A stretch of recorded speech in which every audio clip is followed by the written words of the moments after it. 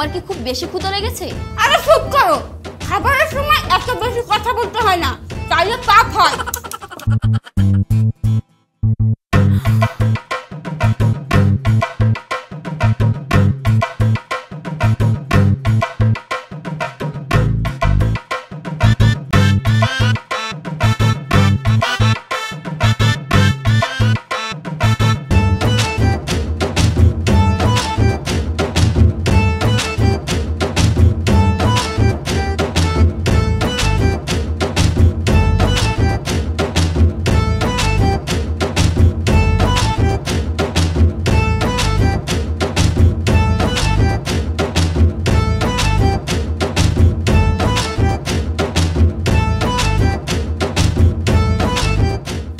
ভাবি, তোমার কি খুব বেশি ক্ষুধা লেগেছে?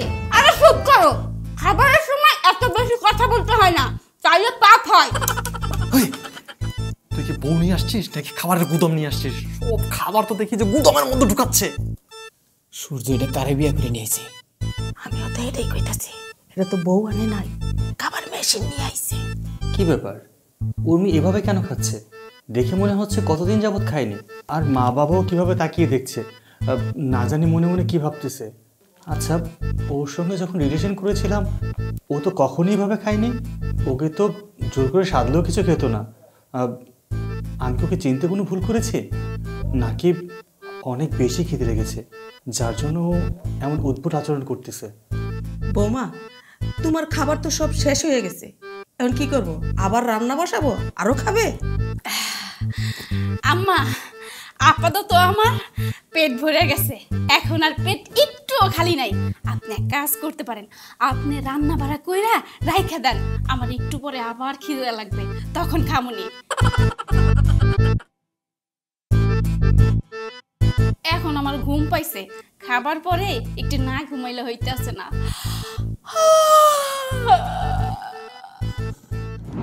এই বৌমাকে নিয়ে যে কি করি।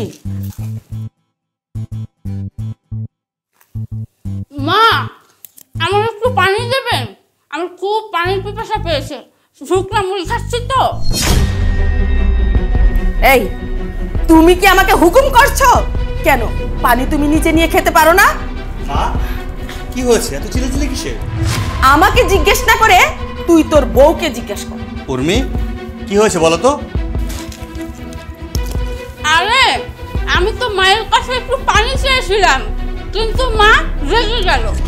রেগে যাবে না তো কি করবে? সব সময় শুধু খাওয়ার চিন্তা করো। এই, খাওয়া ছাড়া কিছু ভাবতে পারো না তুমি? একটা মানুষ এত খাবার কিভাবে খেতে পারে? আমার মাথায় ঢুকছে না। তুমি রাক্ষসী নাকি? কি? তুমি আমারে রাক্ষস বললা? একটু বেশি খাই বলে? আরে, তুমি যদি এভাবে খেতে থাকো না, তাহলে তো আমার ছেলে ধ্বংস হয়ে যাবে, একদিন না পথের ফকির হয়ে যাবে। শুনো, আমার ছেলের ধ্বংস আমি মা হয়ে এভাবে তাকিয়ে তাকিয়ে দেখতে পারবো? এর একটা বিহিত করেই ছাড়বো। অনেক সহ্য করেছি, আর না।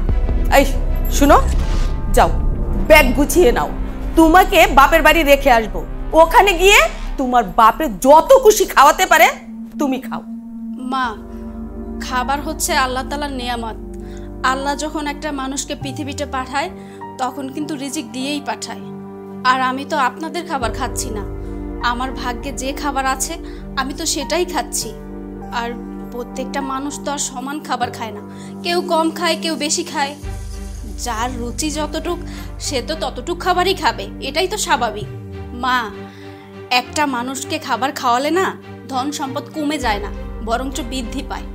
আমাদের সমাজে না এখনো আপনাদের মতন এমন মানুষ আছে যারা অন্যের খাবার দেখতে পায় না, যারা একটু বেশি খাবার খায়, যারা একটু বেশি মোটা, তাদের নিয়ে অনেক আজে বাজে মন্তব্য করে। খাবারের প্রতি ভালোবাসার চেয়ে অন্য কোনো ভালোবাসা এত মহৎ হতে পারে না।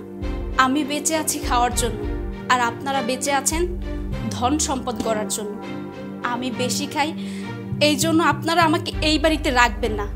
আপনারা নাই রাখতে পারেন, এটা আপনাদের ব্যাপার।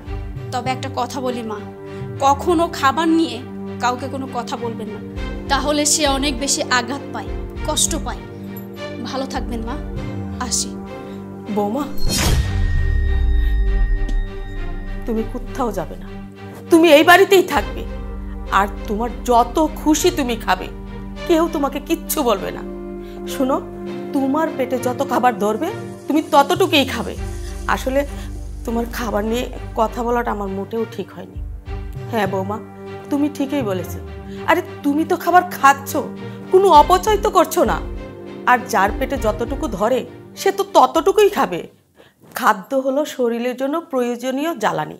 আজ থেকে তুমি ভালো ভালো খাবার খাবে, কোনো আজে বাজে খাবার খাবে না। শোনো বৌমা, আজ থেকে তুমি আমাদের সামনে বসেই খাবে। আর খাবারের স্বাদ তখনই সুন্দর হয় যখন পরিবারকে নিয়ে সবার সামনে বসে খাওয়া যায়। শোনো বৌমা, তোমার যা খাবার ইচ্ছে করে তুমি আমাদেরকে বলবে, চুরি করে অগোচরে খাওয়ার দরকার নেই। হ্যাঁ বৌমা, তোমার যদি কোনো কিছু খেতে ইচ্ছে করে তুমি আমাকে বলবা, নইলে সূর্যকে বলবা, তোমার শাশুড়িকেও বলতে পারো। তোমার যা খেতে ইচ্ছে করে আমরা সব তোমার সামনে এনে দেব। সত্যি কইতেছেন বাবা? তাহলে এক কাজ করেন, আপনি এক্ষুনি বাজারে যান। বাজারে গিয়া বড় দেখে একটা বোয়াল মাছ নিয়ে আইবেন, রুই মাছ নিয়ে আইবেন, কাতল মাছ নিয়ে আইবেন, মাছ নিয়ে আইবেন, মুরগি নিয়ে আইবেন, ফল ফ্রুট মিষ্টি যা যা পাইবেন ইত্যাদি ইত্যাদি সব কিছু ট্রাক করে নিয়ে আইবেন। আমার আবার খুব খিদা লাগে। আরে খিদে তো লাগবেই, তুমি যে আমার পেটুক।